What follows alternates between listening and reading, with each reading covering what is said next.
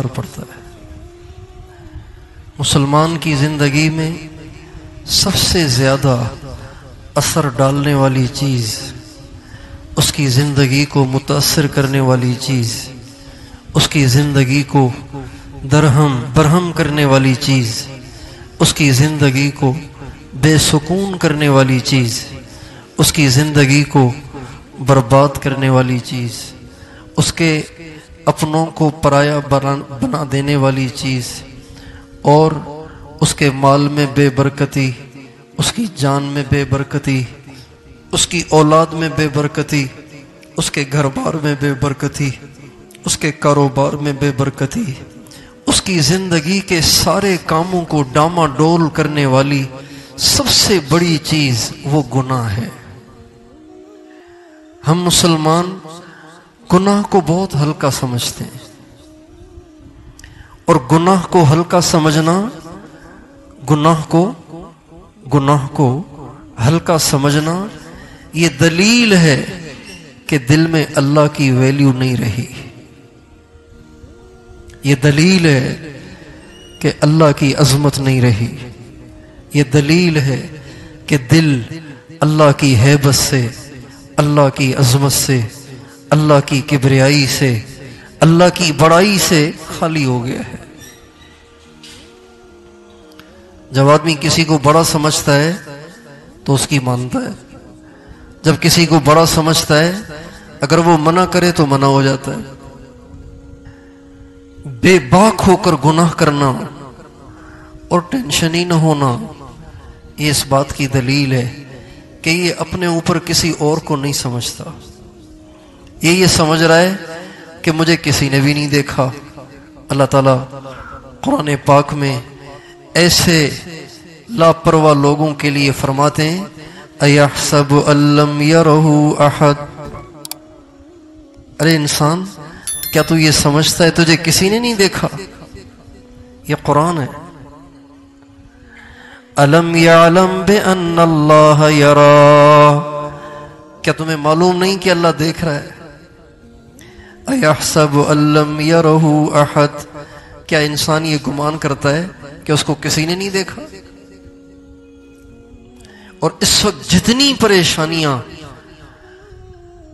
افراد پہ آئی ہوئی ہیں، اپنی ذات پر آئی ہوئی ہیں، اپنے خاندان پہ آئی ہوئی ہیں، اپنے گھر پر آئی ہوئی ہیں، اپنے اہل و عیال پہ آئی ہوئی ہیں، اپنے علاقے پہ آئی ہوئی ہیں، اپنے ملک پر آئی ہوئی ہیں، اور ساری امت مسلمہ پہ آئی ہوئی ہیں، خدا کی قسم اس میں کسی یہودی کی اتنی سازش کا اثر نہیں ہے، کسی عیسائی کی سازش کا اتنا اثر نہیں ہے، کسی ہندو کی سازش کا اتنا اثر نہیں ہے جتنا ہمارے اپنے کرتوتوں کا اثر ہے۔ آج ہم اپنے گریبان میں جھانک کے دیکھتے ہیں وہ کون سا گناہ ہے جو ہمارے معاشرے میں نہیں ہو رہا۔ بعض علماء نے کبیرہ گناہوں کی فہرست بنائی ہے، بعضوں نے اس میں صرف 15-20 لکھے ہیں، بعضوں نے 100 تک لکھے ہیں، بعضوں نے اس سے بھی زیادہ لکھے ہیں۔ آپ وہ لسٹ اٹھا کے دیکھیں گے نا تو وہ سارے کے سارے گناہ ہمارے معاشرے میں ہو رہے ہیں۔ جب معاشرہ اس طرح گناہوں کے در پہ ہوگا، چھوٹے بھی گناہ کر رہے ہوں گے، بڑے بھی گناہ کر رہے ہوں گے، مرد بھی گناہ کر رہے ہوں گے، عورتیں بھی گناہ کر رہی ہوں گی، تو بتائیے اللہ تعالیٰ کی طرف سے پریشانیاں آئیں گی کہ نہیں آئیں گی؟ گناہ میں اتنا اثر ہے، گناہ میں اتنا اثر ہے، گناہ میں اتنا اثر ہے کہ انسان کے پاس خوشی کے اسباب ہوتے ہوئے بھی خوشی چھن جاتی ہے، اولاد کے ہوتے ہوئے بھی گناہ میں اتنا اثر ہے کہ اولاد کے ہوتے ہوئے بھی انسان بے اولاد سا بن جاتا ہے۔ گناہ میں اتنا اثر ہے کہ آپ کسی ٹھنڈے کمرے میں بھی بیٹھے ہوں گے تب بھی آپ کے اندر آگ سلگ رہی ہوگی۔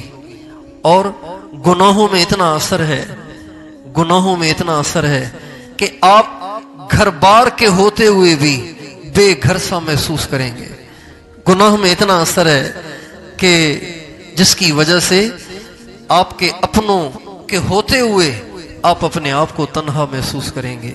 गुनाह में वो असर है कि आपका दिल हर वक्त खौफ ज़दा रहेगा, हर वक्त दहशत ज़दा रहेगा, हर वक्त आपके दिल दिमाग पे टेंशन रहेगी। और ये अल्लाह का कानून है। अल्लाह ताला फरमाते हैं वमन अरद अन ज़िक्री फ़इन्न लहू मईशतन दनका वनहशुरुहु यौमल क़ियामत अअमा। अल्लाह ताला फरमाते हैं जो मेरी याद से मुंह मोड़ता है मैं उसकी जिंदगी को तंग कर देता हूं, कस लेता हूं उसे। जैसे किसी को कसते हैं ना, चूहे को कसते हैं ना उसमें कोड़की में, वो बाहर नहीं निकल सकता उससे। किसी कैदी को जंजीरों में कस के बांधते हैं ना कि वो बाहर ना निकल सके। किसी परिंदे को पिंजरे में कस के रखते हैं ना कि बाहर निकल ना पाए। अल्लाह ताला फरमाते हैं मैं अपने नाफरमान को कस के रखता हूं, उसकी जिंदगी को तंग कर देता हूं, दुनिया में उसको बेसुकूनी का अजाब दे देता हूं। और जब वो मरेगा तो मरने के बाद जब क़यामत के दिन इंसानों को उठाया जाएगा तो उसे अंधा बना के उठाऊंगा। वो अल्लाह पाक फरमाते हैं मुझसे कहेगा लिम हशरतनी आमा वक़द कुन्तु बसीरा, ऐ अल्लाह मैं तो दुनिया में देखता था, आपने मुझे अंधा क्यों कर दिया?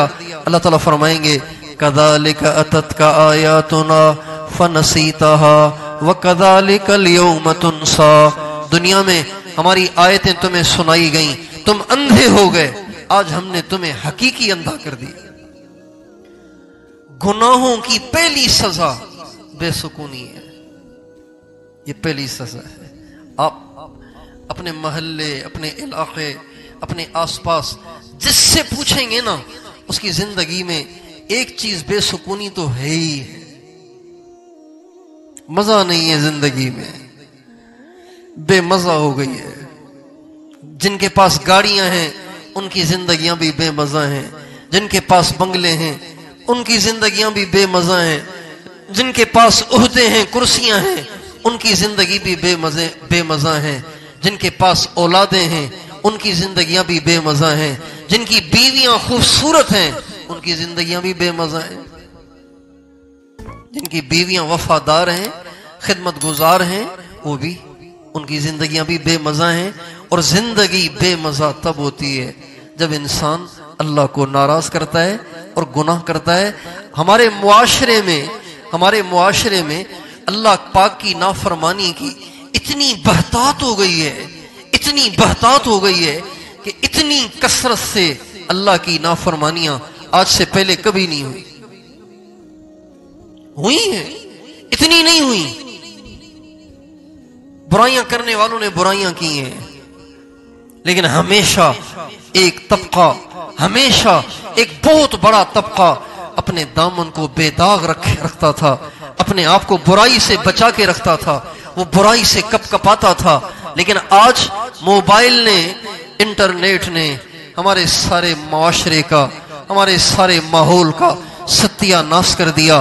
दुनियादार भी उसमें मुब्तला हुए, दीनदार भी उसमें मुब्तला हुए, हमारे जवान भी उसमें मुब्तला हुए, हमारे बूढ़े भी उसमें मुब्तला हुए, हमारे मर्द भी उसमें मुब्तला हुए, हमारी औरतें भी उसमें मुब्तला हुई, यूनिवर्सिटियों में लड़के लड़कियां इकट्ठे पढ़ने वाले भी उसमें मुब्तला हुए, और मदरसे में बुखारी पढ़ने वाले भी उसमें मुब्तला हुए। इतने गुनाह दुनिया में कभी नहीं हुए। अल्लाह को इतना कभी नहीं ललकारा गया, कभी नहीं नाराज किया गया अल्लाह को इतना। उसका नतीजा क्या है? हर अगला साल हमारे लिए नई परेशानियां खड़ी कर रहा है। रोजाना सूरज नई परेशानी लेके आता है, रोजाना हमारे लिए नए मसाइल खड़े होते हैं। एक मसले से निकलते हैं, दूसरा मसला तैयार है, दूसरे से निकलते हैं, तीसरा मसला तैयार है। डॉलर कुछ नीचे हुआ, रुपया कुछ ऊपर हुआ, एकदम पेट्रोल बढ़ गया। पेट्रोल कम हुआ तो बिजली बढ़ गई, बिजली कम हो गई तो कोई बीमारी आ गई, कोई परेशानी आ गई, कोई आपस में लड़ाई हो गई, कोई खाविंद बीवी की लड़ाई हो गई, कोई बच्चा नाफरमान हो गया, घर छोड़ के भाग गया, कोई धोखा दे गया, पैसे खा गया, जमीन पे कब्जे कर गया। یہ وہ پریشانیاں ہیں جو عام طور پر ہمارا معاشرہ بھگت رہا ہے۔ میرے بھائیوں، اس کے پیچھے امریکہ نہیں ہے، اس کے پیچھے اسرائیل نہیں ہے، اس کے پیچھے ہندوستان نہیں ہے، اس کے پیچھے روس نہیں ہے، اس کے پیچھے میں ہوں، میں خود ہوں۔ اللہ تعالیٰ فرماتے ہیں وَلَوْ أَنَّ أَهْلَ الْقُرَىٰ آمَنُوا وَاتَّقَوْا لَفَتَحْنَا عَلَيْهِمْ بَرَكَاتٍ مِّنَ السَّمَاءِ وَالْأَرْضِ وَلَٰكِن كَذَّبُوا فَأَخَذْنَاهُمْ بِمَا كَانُوا يَكْسِبُونَ۔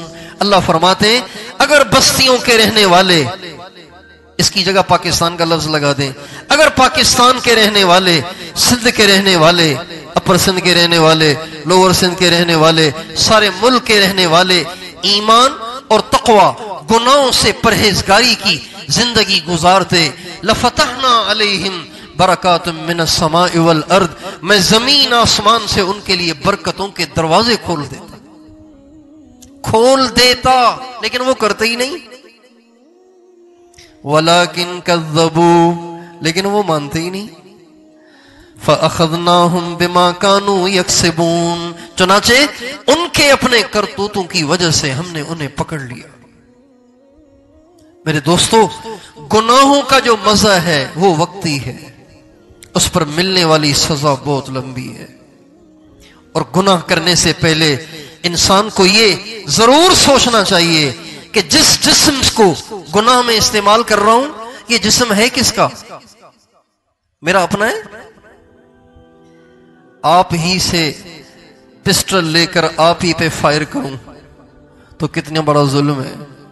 عربی زبان کا ایک شعر ہے وَعَلِّمُهُ الرَّمَایَةَ كُلَّ يَوْمٍ فَلَمَّا اشْتَدَّ صَاعِدُهُ رَمَانِي، میں نے زندگی کھپا دی اسے تیر اندازی سکھاتے ہوئے، لیکن جب وہ تیر انداز بن گیا، اس کے بازو میں طاقت آ گئی تو پہلا تیر اس نے مجھ پہ چلایا۔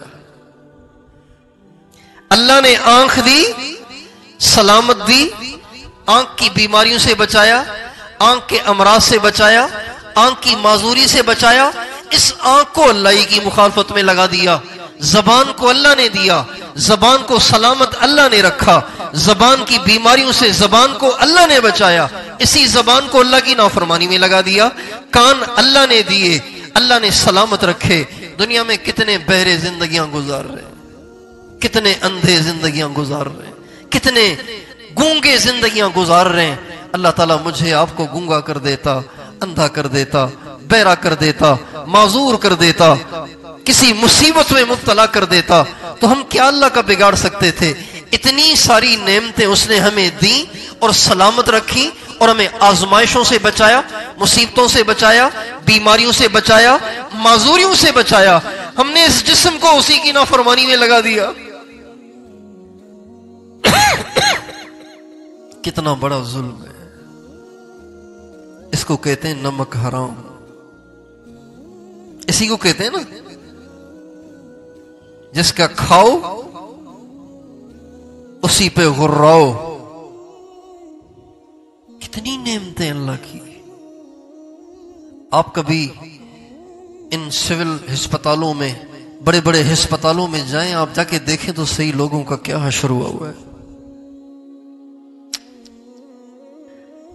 نوجوان بچے ڈائلیسس پہ چل رہے ہیں، ہفتے میں 2 دفعہ ان کے گردوں کی صفائی ہوتی ہے۔ نوجوان بچے، ایک شخص ایک چھوٹی بچی کو لے کے آیا، اس کی عمر ہوگی کوئی 2-2.5 سال، کہنے لگا اس بچے کے لیے دعا کریں۔ بچی ماشاءاللہ دیکھنے میں بڑی اچھی لگ رہی۔ میں نے کہا کیا بیماری ہے؟ کہا اس کی شوگر 500 رہتی ہے۔